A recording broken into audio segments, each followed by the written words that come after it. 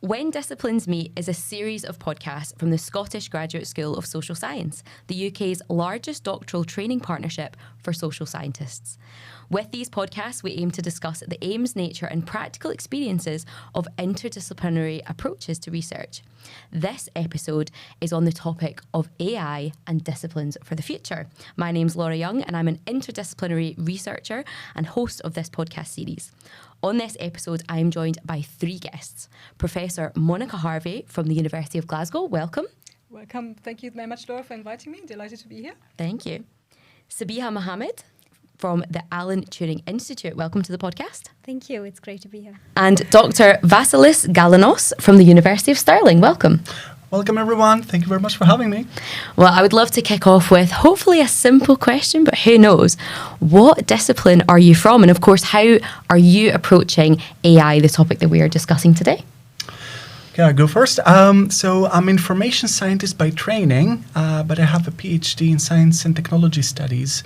So I have some technical background on, how computers work and how we create databases and so on. But I was soon captured by the love of the sociology about this. So a typical question we had back in information science was whether information studies as a discipline is part of the humanities or part of computer sciences and so on.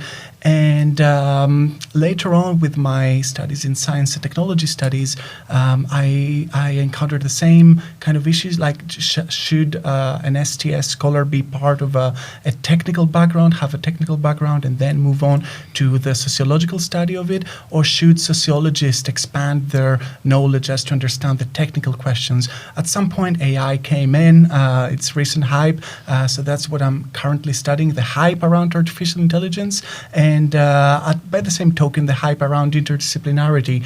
So I'm very much interested in how interdisciplinarity is sometimes tokenized in order to speak about AI, and how AI might be tokenized in order to meet interdisciplinary needs. And Monika, what about yourself? What discipline do you come from and how did you get involved in working with AI? Yes, so my discipline is actually, I'm a professor of psychology and neuroscience. And for the last sort of 20 years or so, I've basically been interested in people who've suffered from strokes. And as a result of the stroke, have some cognitive impairments. And I have a particular interest in studying sort of attention and perception impairments. And I really spent, the last of those 20 years probably trying to come up with rehabilitation strategies and improving, the sort of cognitive outcome for these patients. And I was really very focused on my discipline, but then AI sort of became a big buzzword, and I'm also the co-director of a center for doctoral training, which actually looks at socially intelligent agents. And I realized that AI can actually be really useful in healthcare, because this is obviously where I come from, it's what I know. And the most fascinating thing which I'm currently working on is actually trying to make predictions of cognitive impairment from brain images. So I'm working at the moment with a young lecturer in our department, Michaelis Vanera, who has come up with a foundation model, and we're currently working on that. And the idea is that you look at a single MRI image and you can make a prediction about the impairment that that person is going to have in the future. And I know that this is super ambitious, but we have already worked on something called the brain age gap. So you can actually compute, from lots of images, a healthy brain. So say somebody who is like my age, sort of 60, the healthy brain, we know what that looks like. And then some people then have a gap between what their brain looks like at the age of 80 and the age that they really are. And we already know that there are strong correlations between the bigger that gap is, the more impaired people tend to be. So like if they're smokers, the gap is bigger. If they basically don't do much exercise, the gap is bigger. So at the moment you can say that's not very exciting, that's just correlation, but we really want to then move on from that to prediction. Oh, fascinating. And Sabeehah, what about yourself? What discipline are you from and how do you approach research and AI? Well, my primary background is actually from the humanities. I did my undergrad and my first postgrad degree in South Africa that was in the humanities. And alongside studying that, I opened my first business, and there was a tuition center where I taught mathematics. And so I was running the business and teaching maths while studying my degree in humanities. And that sort of all came together in my interests in the intersection between technology, people, society, and also seeing how these things play out in the education sector. Africa.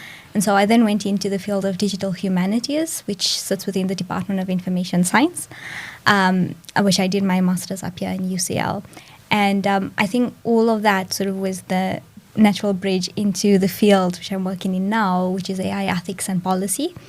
And I'm working as a researcher at the Ellen Turing Institute. And so all my projects that I work on, in one way or the other, look at the ethical and societal implications of AI, and whether that's in different groups, for example, children, or even in terms of how the systems are being built, but very much focused on that social and ethical lens.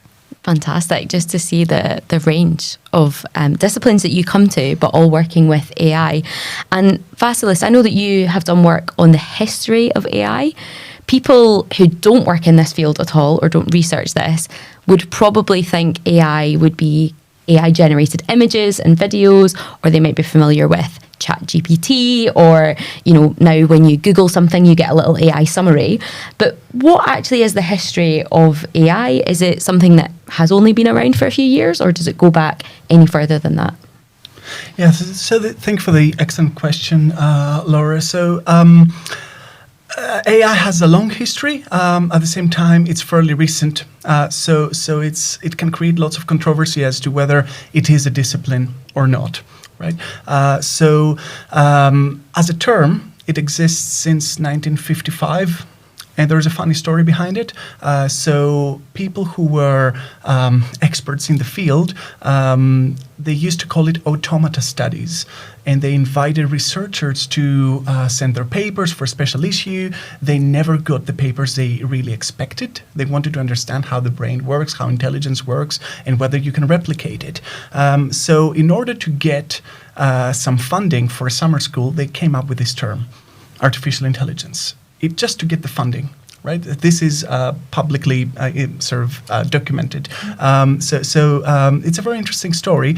There has been backlash about the term. So members of that infamous summer school from 1956, once the funding got allocated, said that you shouldn't call it that. You should call it complex information processing, because that's a more sort of honest way of naming. So relating to information science and so on.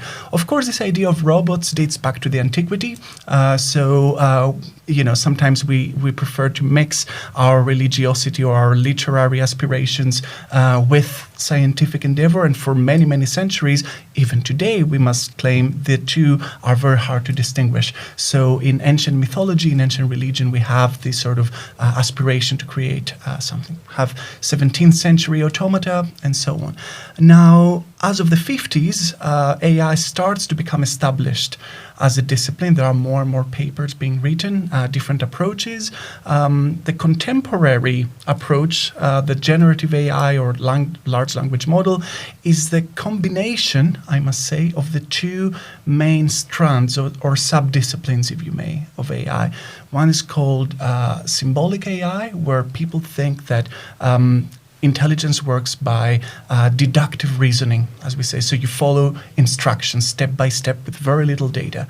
The other one is called connectionism, and it's more of an inductive approach. I'm using these terms because social scientists might have be familiar with them. So you get many examples. You get your empirical data, right? And you derive your theory from the many examples. So this is called machine learning or deep machine learning. A combination of the two now is called generative artificial intelligence, where you give some instructions, the prompts, you get them against like a vast database and some modeling. So again, some instructions there, and then you get a new output. But I place emphasis on quotation marks around the new, because there are statistical rearrangements of existing things. Now, the novelty is debatable. It's rather past-oriented in my view. So there's lots of history, and I'll return to some interesting aspects of it in a minute. And Monika, I guess the work that you do is looking at AI in a really promising way for health. How do you bring together different disciplines as part of the work that you do, and any reflections on how that has been, kind of pulling together these different strands? Yeah, and in fact, Vassilis, thank you so much for the fantastic introduction about what AI actually is. So I think my first attempt was what I mentioned before. So I'm kind of running this Center for Doctoral Training on Socially Intelligent Agents, and it's effectively sort of training 50 PhD students over a period of 7 or 8 years. So we start with an intake of 10 students sort of per year, and that's really the goal, to basically train them on basically building socially intelligent agents, but also interrogating socially intelligent agents and looking at the pitfalls and the advantages. And then the question is really how you do that, because the approach there was very much interdisciplinary. So the person I'm working with, the director, comes from computing science. I come from psychology. And of course, people talk about interdisciplinarity a lot, but they find it really hard to do. And I think what people find especially hard to do is to become experts in 2 disciplines. And people have tried that, and I think it's a hard thing to do. So what we did with the Center for Doctoral Training, we were basically saying, okay, we don't expect people to change dramatically, but we want them to learn new things. So we have 2 different types of intakes. So we have one intake of students who are kind of trained as computer scientists or engineers, and they then work on that aspect, but they also then have required training in psychology. So they need to do something, they need to learn something about the brain, they need to learn something about social psychology. So when they are then building these socially intelligent agents, they then need to incorporate psychology into that. So these are the more technically trained people who really learn about psychology. We then have psychologists who have particular questions, saying, okay, this is probably a bit like Sabeehah, what you're interested in, what are the ethical implications if we have like an intelligence system which kind of sits in healthcare? How do all the people interact with that? Do people become too attached? Is that a problem? Or if we basically have models, what actually goes into the models? Is there like a bias in terms of the population that the data is based on? So these are questions which are quite familiar to psychologists. So they mainly focus on that. But we also want them to learn a little bit about the models, what Vassilis was saying. So they need to learn a little bit about, model building and, how you kind of interrogate a model, how you validate a model. So that was kind of the idea of kind of bringing the disciplines together without making it too impossible, especially for PhD students, to learn about everything. And I'm interested in the students that come to this programme. Is it about research or personality, and you just get some people who are more open to being a bit more interdisciplinary? Or do you get people that come and are a bit hesitant about potentially stepping outside of their expertise or their background? That's a really good question. So we spend a lot of time interviewing for these PhD students, and a lot of our questions are kind of really around, where the students coming from. So we're kind of looking for students who haven't just come the straight, sort of school, undergrad, and then are kind of applying for a PhD, maybe having done a master's. We're kind of looking for students who had a bit of a background, who maybe worked as teachers, who kind of spent some time in industry. So when we're interviewing them, we really want them to have a bit more of an already like a wider outlook, not to be kind of too focused on a particular project. So that was one of the things. But then I think what was interesting actually, so when we interviewed the students, I think they kind of caught on to that. So we had quite a lot of students who kind of went, yeah, I'm kind of interested in everything. And then I think you then end up with a cohort which is a little bit bipolar. So we did then have the students who then focused a lot on the technical aspects and really found it quite difficult to kind of really learn, from the other disciplines. But we then also had some other students who kind of really embraced the interdisciplinarity. So for example, I had a student who was kind of working with autonomous vehicles, and she came from a very strong kind of engineering background. And, I just basically said, but autonomous vehicles, don't you want to look at who uses the vehicles? Maybe there's difference between young people and older people. And she really embraced it. So some of the students have really taken on the challenge and really embraced it. Other students found it quite difficult. So, and I think this is probably the reality of, what you end up with. Despite us trying to interviewing and being a bit arrogant, I think in our selection saying, we probably selected students based on the fact that they have this broad outlook. I think in reality, we probably didn't manage that, so well. And Sabeehah, the work that you do is looking at AI, and actually, as Monika alluded to there, this ethical implications of these different programs. I'd love to hear some of your reflections on the work that you do, specifically with AI and that sphere, but also this idea of when you bring people together in this interdisciplinary way, how that works in practice. Yeah, that's a really good question. So in terms of how we work as a team, I think I'll start there and then go into a bit of some of the work that we do on the ground. So I work in a very interdisciplinary team, and I'm based within the Ethics and Responsible Innovation team. But really, that's made up of people who are philosophers by training, myself in the humanities and digital humanities, data scientists, and people from social science. And so we have a very diverse team that we all work together. And I think that's really the starting point, because you're working with these people on a day-to-day basis, and eventually it sort of all blurs together, and you don't really think that you're all working from different fields. And I think that really happens when you all working towards a shared objective. And whether that's in my team or without a team, I've sort of found that happening more and more. And then in terms of the actual work that we do and how that, that has an interdisciplinary lens, I'd say that in some of the projects we worked on, so for example, going into schools, and we were really interested in how the use of generative AI may have impacts on children's well-being, for example. And so we had to take a very interdisciplinary approach to this work. We had to work closely with people, experts in the education sector. We also had to work closely with experts from the children's rights perspective, and experts who were really skilled in engaging with children, because I think that in itself is a skill. And then we were coming with a technical and research expertise in that. And so we all worked together. It was a collaboration of a researcher from the Ellen Turing Institute, and then individuals from the Children's Parliament, as well as the different schools who worked with us and the teachers who worked with us. And we went into the schools and we spent time with the children, all-day workshops. We had about 6 in-person workshops where we worked with children between the ages of 8 to 12, and we brought in different generative AI tools, and we they got to interact with it, and then and we, as the researchers, we were observing their choices. We got to talk to them and ask them, what were their feelings about using the technology, and then sort of alongside that engagement component of the work, we also ran a survey. So another team working with us, they ran a survey to include teachers and parents' perspectives on this topic as well, and to see, in sort of taking that collective view and the collective approach really to conducting the research.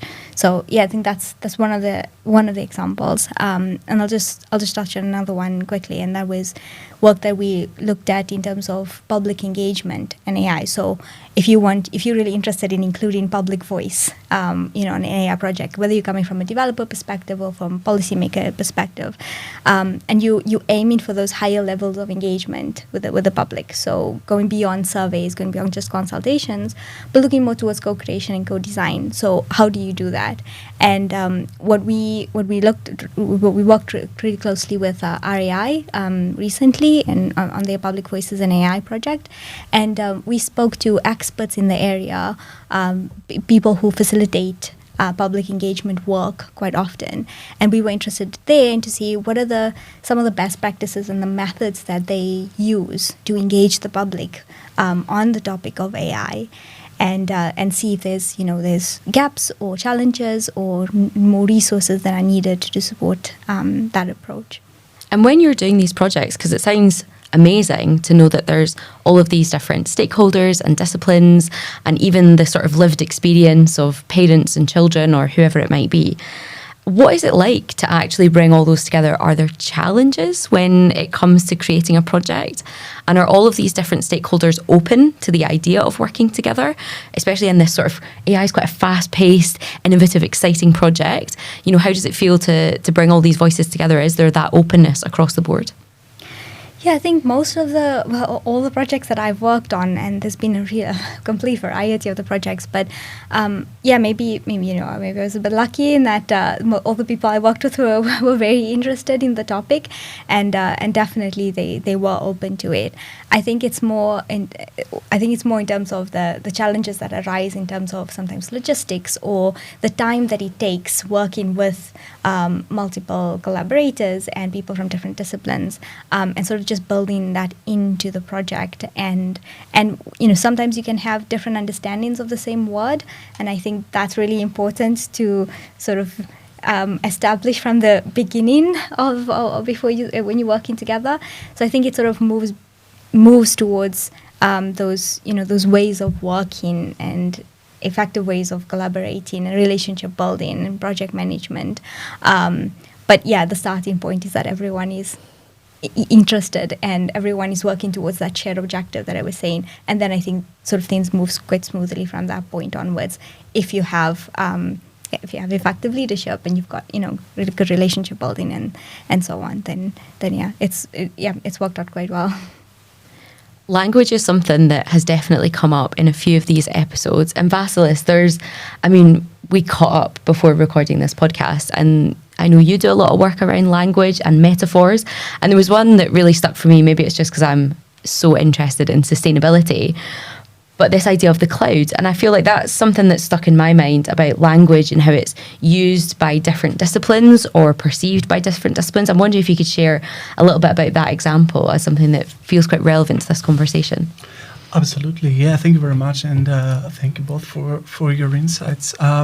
So the more I have studied the history and sociology of AI, I think that there are many things to say about language used. A funny anecdote, I guess, from a 1980 paper I was reading about influencing policy and reaching that sort of shared consensus as to our goals and so on, is that interdisciplinarity in that book from 1980 is used as a challenge, as a word. It seems it's not a virtue, it's more like a vice. So the author says that, and we will reach that point on the table where interdisciplinarity will come in and we will never find consensus. So it used to be considered a problem. So this is quite interesting. So with the cloud in particular, which is one of the buzzwords that have been used across the probably during the last 10, 15 years, this idea that the digital sphere is an immaterial, ethereal substance, as very well documented by various researchers, has implications in obscuring the material processes that go behind AI. These could be the material cables, the processes to construct the technology. We have to remember a smartphone, for example, that applies AI is full of precious metals that are extracted from land under horrible situations. They are recycled as well, usually with, I can recommend you look at my colleague Joyce Serwa Opong's work, who has done lots of research in waste management sites in Ghana, where underage workers are sort of melting the cables of old computers to extract the copper without any protections and so on. Gore images that I would advise that we look at, because this is the materiality and the reality behind our wasted, iPhone 25 or whatever the number is right now. The labor as well. So it's also the labor that goes behind the content moderators. Investigative journalist Billy Perigo covered a couple of years back how Kenyan workers are hired by OpenAI to content moderate ChatGPT to be less, to sort of reflect less of the undesired biases in our society when we prompt it with 4chan type of prompts. And also lots. Actually, can I just cut into that? I mean, it's an interesting story. So on our Center for Doctoral Training, we have David Hogan from NVIDIA. And he was basically saying when it came to the large language models, he said NVIDIA could have done that, no problem. Mm-hmm. But they didn't want to do that. And this is such an interesting point. I mean, effectively to hire this cheap labor to kind of deal with all the toxic content and to kind of, that's so this is such a good point, which nobody ever, I had no idea that was even necessary and that had to be done, and it's something that nobody ever talks about. And this is also something that relates to the history of buzzwords. So there have been many articles of this kind, like similar to Billy Perigo's, that have covered how Facebook did that 10 years ago, 15 years ago. But because the buzzword of the day is different, we reinvent all these entire social or ethical issues. So there are books about the materiality of computers, for example, from the 90s. I know one from the 90s. I know one from 2005. But we don't cite them anymore because they don't use the terminology that was hyped at the moment. With AI in particular, there is an interesting phenomenon. You can call it a folk theory. I prefer to call it like a folk theory. It's called the AI effect. As soon as AI achieves something, that something is not considered to be AI anymore. So, like I said, AI is very old, sufficiently old, like 6 decades old. Many of its achievements do not count as AI anymore. So, Google search or search engines, this is an AI outcome. But we don't count it as AI. We count as AI the little summary until it becomes banal, until it becomes part of the everyday life. We are disillusioned from it. There is a so-called mini or more massive AI winter. And then we lose faith in AI. But the actual scientific or technological output is still there.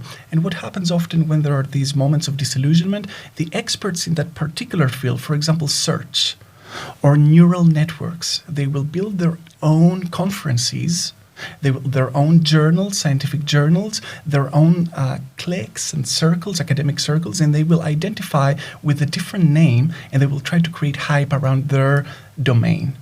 Right.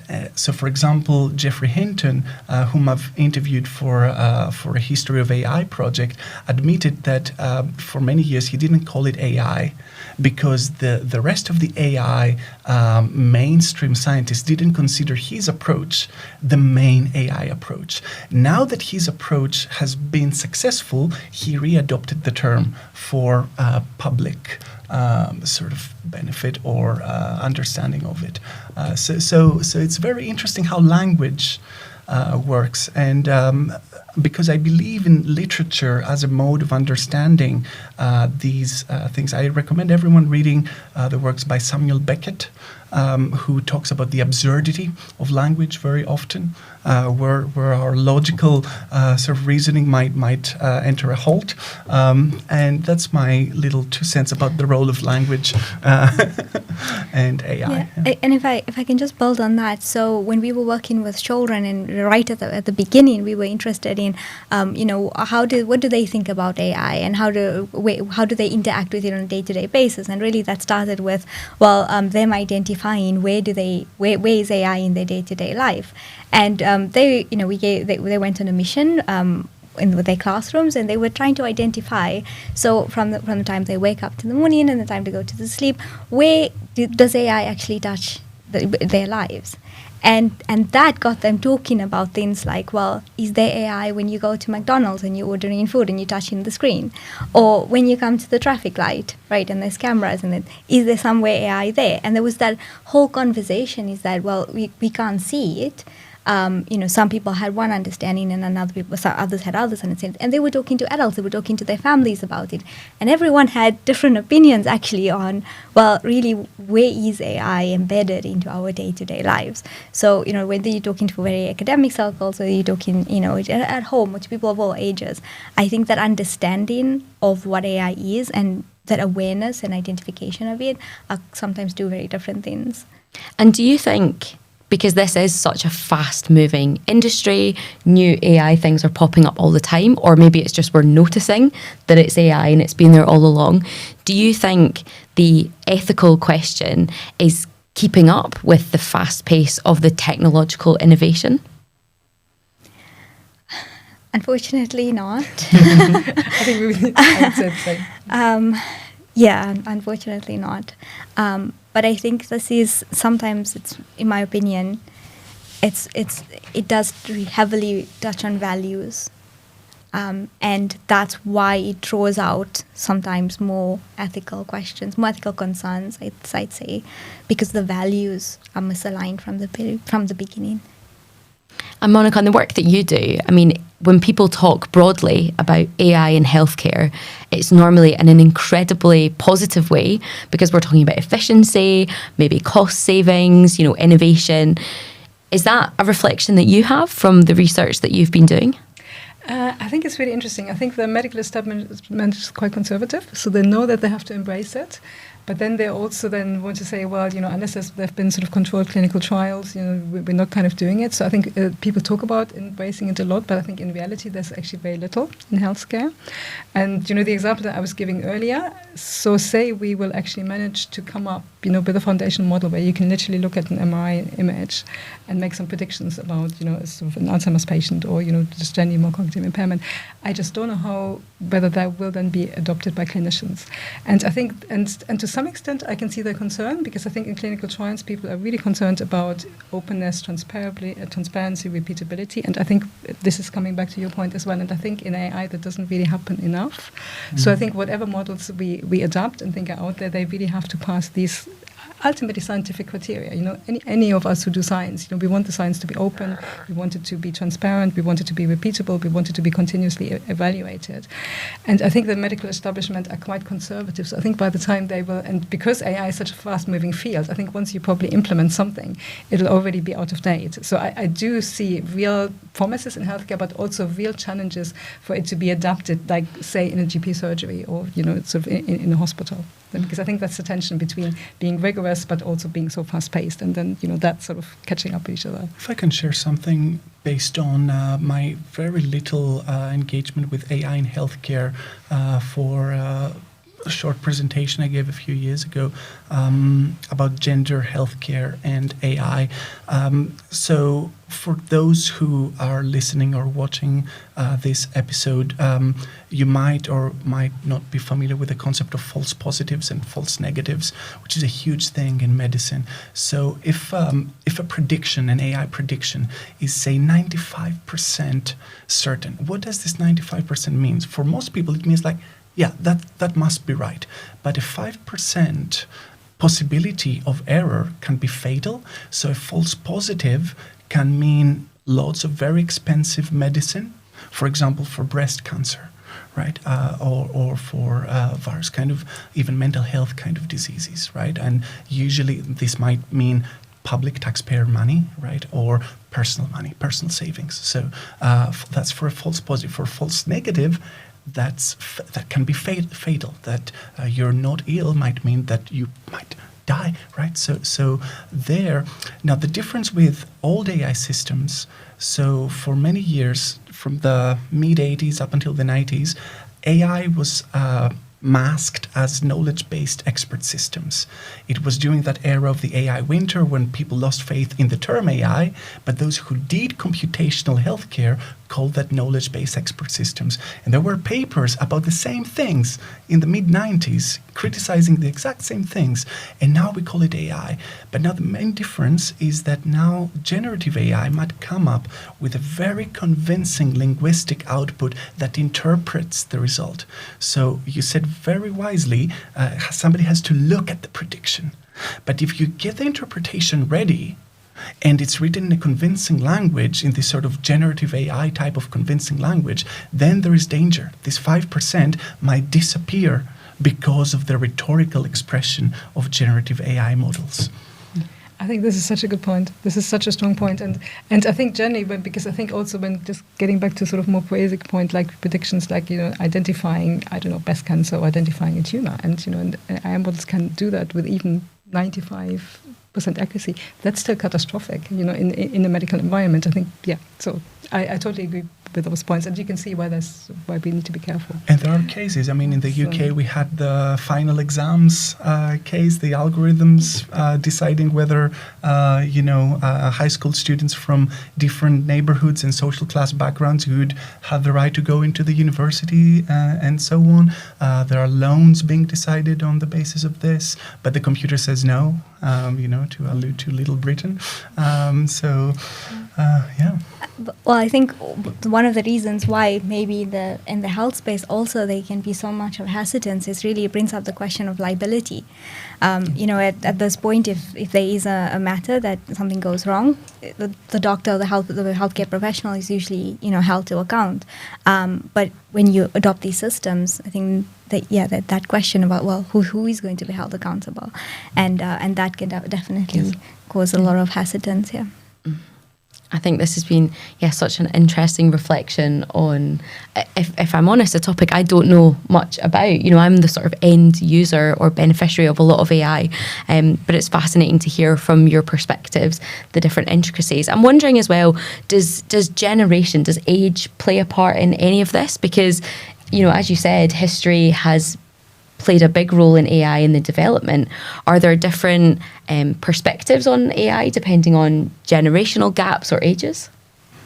Well, thank you for staring at me for this question, because I have a very specific answer. It was one of the most surprising, interesting moments during my PhD, when you have your interview data and you want to find things in order to classify them and present the results. And age was a factor. I didn't really check for age initially, but then it became a very obvious pattern. So people, old timers in the AIs, let's place the boundary on the 60 years and above. So those who had direct experience with the first AI generation, from a disciplinary perspective, they were, I would say, most of them intrinsically interdisciplinary. They wouldn't use the term, but they would have broader education. They would be very much aware of what is going on in psychology, in education, in the physical sciences, in literature. They would all comment on the different science fiction films and books, even the very recent ones, despite their age. And there's nothing ageist about this, but it might relate to things about attention spans and contemporary uses of technology, AI being one of them.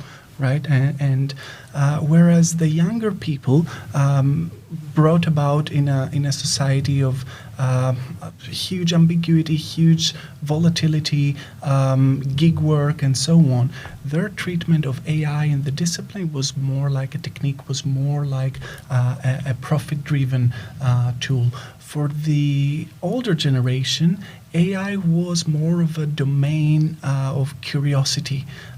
So that helped me create a little map of AI researchers, a spectrum, if you may, that one end who could be called the curiosity-driven or exploratory research often goes with very little funding, because you're passionate about something, but you don't have the language to convince somebody about, the importance of this thing. And then on the other end, the more profit-driven or exploitative instead of explorative people. So there is this trend. Today we call it AI. I'm going to jump on the AI bandwagon. Yesterday we call it smart technologies or cloud technologies or whatever the term of the day is. We jump in it, we associate our names with it, and we produce something. And interdisciplinarity plays a role there as a buzzword as well, like how demonstrating how interdisciplinary my team is as opposed to another. So then for these younger people, interdisciplinarity becomes a token of discourse, a currency, if you may. Again, subjective to hype and so on. So that's my understanding of the intergenerational. Again, I don't want to sound ageist or anything and sort of glorify the previous generation. Actually, they have done lots and lots of mistakes. We know that. For example, they didn't see through their curiosity, they didn't see how military organizations would take advantage of their research currently used in lots of military warfare operations across the world, and they weren't able to protect their findings from these uses, but they were more, even if they were politically sort of alert about things, they didn't see that their own field could be subjected to the same things that they were fighting for. So. Well, to your question, and that's really, really interesting, and it's just reminded me that we actually found something really interesting in our research with children on AI, and we contrasted that with some survey data on how adults think about AI and AI-related issues, and we found that when adults were made aware of the environmental impacts of AI systems, they ranked it a bit lower, and they ranked more economic concerns like cost of living as a higher priority in their opinion. But when we worked with children, then children were made aware of the environmental impacts, and that ranked number one. Like, children were really, really interested, and they felt very strongly actually about the environmental impacts of AI systems, to the point where actually in one of our workshops, one of the students said that they would not want to participate in using the generative AI tools anymore because they felt so strongly about the environmental impacts. And we also hosted the world's first Children's AI Summit earlier this year, and one of the themes on that was the environment as well. And we had children coming from all across the UK for this event, from over 33 schools. And once again, this was a very strong theme on how children felt about the environment. But we sort of see that decline once you sort of get towards your teenage and adult years, and how important the environment is actually.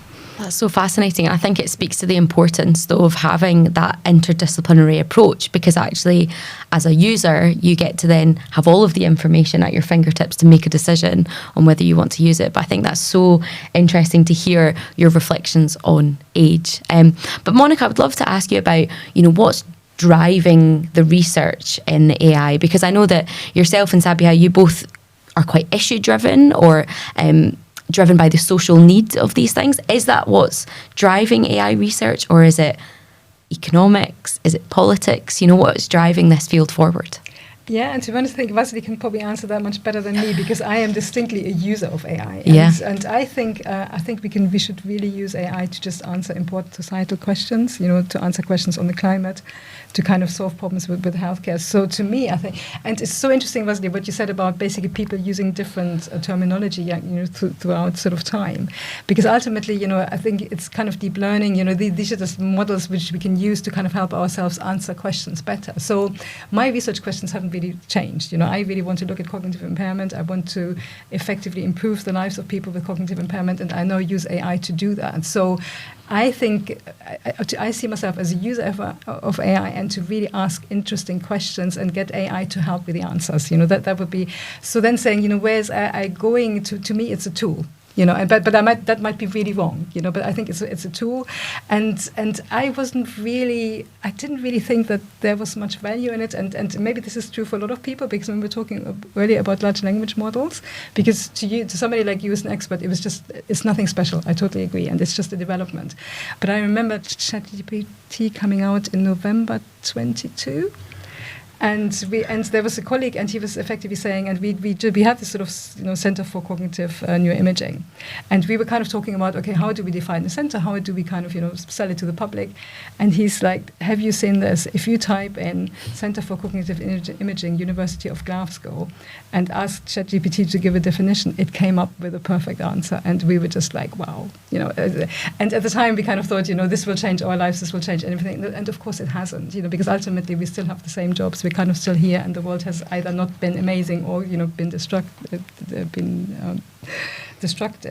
But to me, it's a tool. But I think it's a really exciting tool. But I am a user. That's kind of all I can say. Yeah. And Sabeehah, how do you see AI? Do you see it as a tool, or is it actually morphing into a discipline of its own? And how important is it for it to be either a tool or a discipline, or can it be fluid in that? I think AI is something similar to the way I think of language. So you have discipline on its own for language. You've got people specializing in it, linguists and communication experts. And whether that's, in academia, or whether that's even in the workspace and industry, you'll have those people who specialize in it. But we all need to use language, and we all need to be skilled in communication to a certain degree, regardless of our professional background. And I think AI is something like that, in my opinion. Yes, you have those who specialize in more technical, and you need that technical expertise, definitely. Whether or not it's going to be a discipline of its own in the future or not, I don't know. I think there's a lot of factors around that. But it does definitely thread through all other disciplines. Yeah, definitely. And Vassilis, thinking to the future, AI may become a discipline of its own. It may morph into that. it might just stay as a tool. But I feel I can put this controversial quote to you and see your reaction, because I mean, as a non-AI expert, one of the quotes that I've certainly heard before is from Stephen Hawking saying it could be the end of the human race.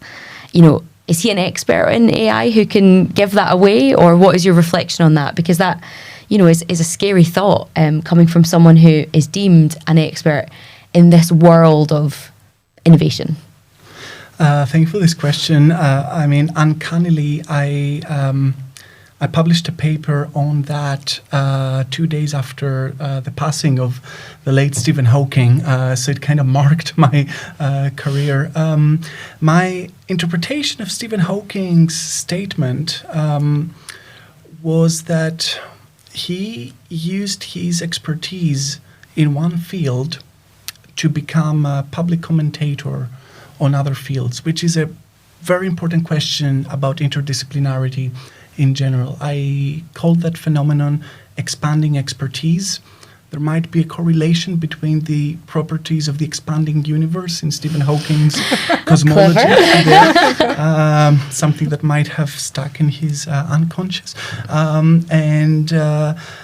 But what I found was that these kind of statements, so Stephen Hawking doesn't have a background in computer science or coding. I'm sure that, he was definitely a smart chap, so he probably knew some stuff about coding, but he actually created lots of frustration around AI circles. I'm not an apologist for the AI circles, but I observed this, and it also generated a very false start for contemporary AI policy. So from my research, what I saw was that right after Stephen Hawking's statement, Elon Musk made a very similar statement, Bill Gates made a very similar statement, and these statements were eventually used in the 2016 policy documents from the EU, US and the UK.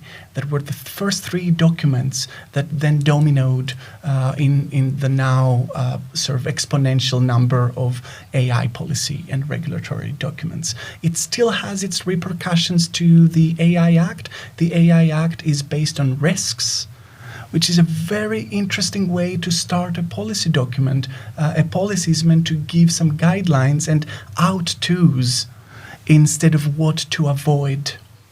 So this risk type of language, the existential risk, is very interesting. I don't think, I'm not one of the people who believe that humans will be replaced by AI, just because I don't think so highly of humans in this case, and I don't think that they will ever let something like a superior kind of consciousness to take over them. They will fight for their rights and their dominance. We are a very dominant species, unfortunately. I just don't think that we will ever have the electricity to get sufficient AI. But what we might get is a different type of existential threat, if you may, or all the minor things. So we can think of things like George Orwell, 1984. We can think of some of the classics and the little dangers. So labor intensity. For example, AI vendors promise shorter work time, right? They say you can use ChatGPT, whatever, and save some time on this. But they don't speak to the line managers who regulate how much time you work per week. So that means you can produce more using this, but within the same working hours. Are you paid to work for 40 hours a week? You still work for 40 hours a week. But now you can produce papers, peer reviews, PhD chapters, anything, reviews, reports, blog posts, LinkedIn posts, all this within a single working day. And then the intensity of labor is what and you're exhausted in one day. Do we want this? I don't know. So maybe for the future, I think that AI offers us a very good springboard to ask what are disciplines for and what do we want from our disciplines and our working environments. Maybe because of what it does, it might give us a good opportunity to think outside of AI, to think beyond AI, and critique the technology without being affiliated with neoludism, for example. Resist it without just sort of resistance without a cause. Resist it with a cause. Can I just pick up on one of the things that you said, which is sort of slightly related? Because I remember reading George Orwell 1984 when it was still in the future. It's just such a little bit of a and I remember thinking, this is just never going to happen because the human race will just not really tolerate an oppressive regime like that. But on the other hand, we are now giving all of that information voluntarily because we can be tracked every minute of every day. People know exactly where we are. People know what we eat. People know where we work. And we put all of that information out there voluntarily. So in a way, George Orwell was completely correct. I mean, the Big Brother is there, but we are providing that information voluntarily because we want to be out there and we want to interact with other people and we want to get the feedback about, what food do we like, what movies do we like to watch. So, and that was a real surprise to me that ultimately he is completely correct in this information. We are now being surveyed in a way which was incredible. And I have a friend from East Germany, and she's basically saying, you thought the Stasi was bad? We are being surveyed here in a way that the Stasi could have never achieved, So, and of course the oppression isn't there, but the surveillance is there. And this is one of the spin-offs, of course. A little anecdote on that. So when 1984 was actually published, the publisher sent a copy to Aldous Huxley, who was slightly more older than George Orwell. And Huxley read the book and wrote an angry letter to George Orwell saying that my dystopia is better than yours because Brave New World, where people voluntarily give away their information, was more exact. And he wrote a letter.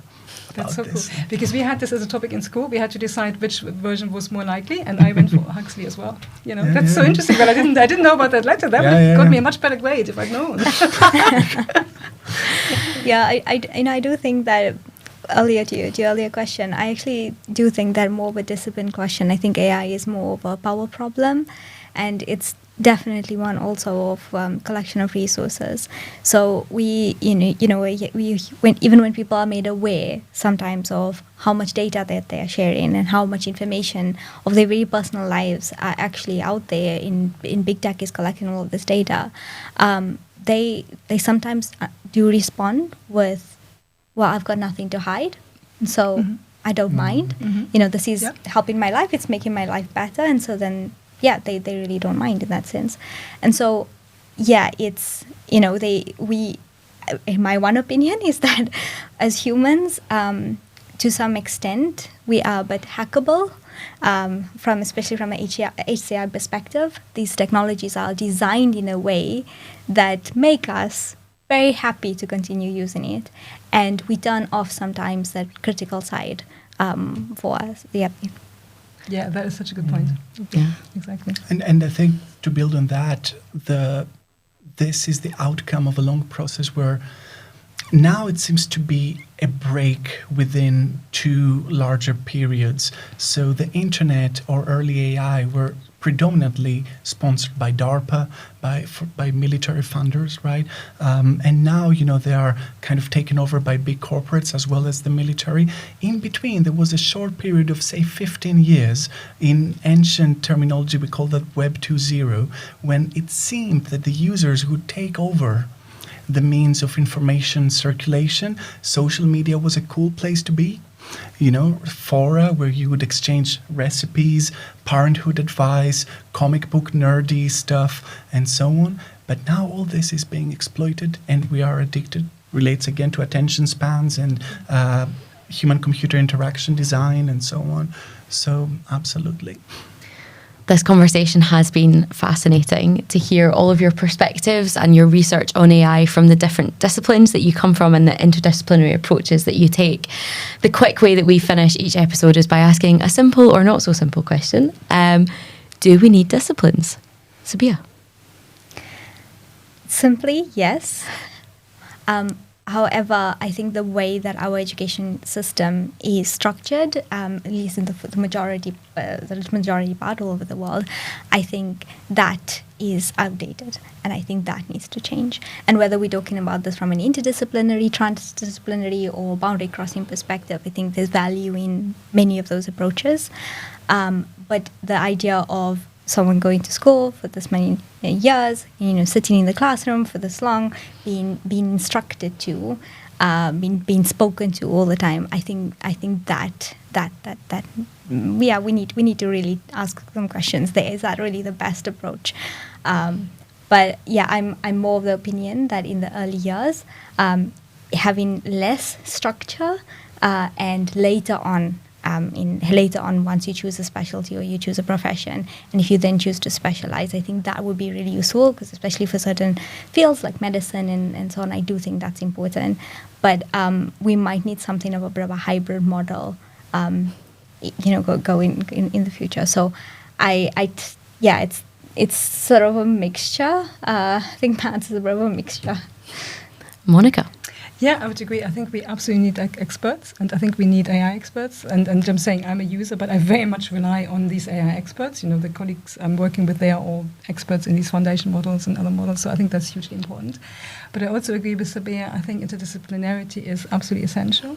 And to me, it became really clear during the pandemic. I think the pandemic, that was probably the biggest working together of, virologists kind of, developing the vaccine, the clinicians running the clinical trials, saying, okay, it's feasible, it's actually working, public health and psychologists then persuading the public to actually be vaccinated, because in the beginning people were saying, I'm not being vaccinated. It normally takes 5 to 10 years to develop a vaccine. No way am I being vaccinated for something which took a year. So to kind of do that kind of work, and then obviously to come up with a strategy like who are the best people to start vaccination on it. And to be honest, I think in the UK that actually worked really, really well. I know there was a lot of criticism, but this idea of starting off with the oldest populations and making them safe, and other countries didn't do that so well. So I totally agree with you. I mean, I think interdisciplinarity is absolutely essential, and I don't really see that there's necessarily a tension. We do need the experts, but the experts need to be open to then really, incorporate other disciplines. And Vassilis? Yeah, I totally agree. I only have literary sprinkles on top of it. I guess poet William Blake asked, "Why do we see outlines?" So we can think of disciplines as kind of artificial boundaries, right? That they're very social. I adopt a Zen Buddhist approach to it. I believe that disciplines exist and don't exist at the same time. It's a contradiction in terms, but we need to cope with this contradiction. We need to be able to both see what a discipline is, be excited about what we do, know by heart, be disciplined about our field, be excited about it and curious, and at the same time dismantle them completely. If you see Buddha, kill him. That's the sort of Zen Buddhist approach. If you see the discipline, kill it through your own discipline. There's also, speaking of power, the negative connotation of the word discipline. To be disciplined at your job, is it something you like? No. Disciplinary societies, do we like them? No. As social scientists here at the SGSSS. So I think we need to be aware of both meanings of the term. We need to be disciplined and be proud of our disciplines, but at the same time expand the frame and see how, from other people's perspectives as well, interview people, be qualitative. Sorry, I have to raise my qualitative sword here. Feel them, experience them. And that's probably what AI has to teach us about disciplines, that it's time for better communication, not for walled communication between silos and so on. Vassilis, Monika, Sabeehah, thank you so much for being on this episode of the podcast. Thank you so much, Laura. Thank you. When Disciplines Meet is hosted by me, Laura Young, recorded at the Podcast Studio Glasgow and edited by the operations team at the Scottish Graduate School of Social Science. The podcast was conceived by SGSSS's Deputy Director for Training, Dr Katie Keenan, and Associate Director, Dr Roxanne Connolly. SGSSS is funded by the Economic and Social Research Council, the Scottish Funding Council, and our 16 partner universities. To find out more about the Scottish Graduate School of Social Science, you can visit our website at www.sgsss.ac.uk. Thank you very much for listening.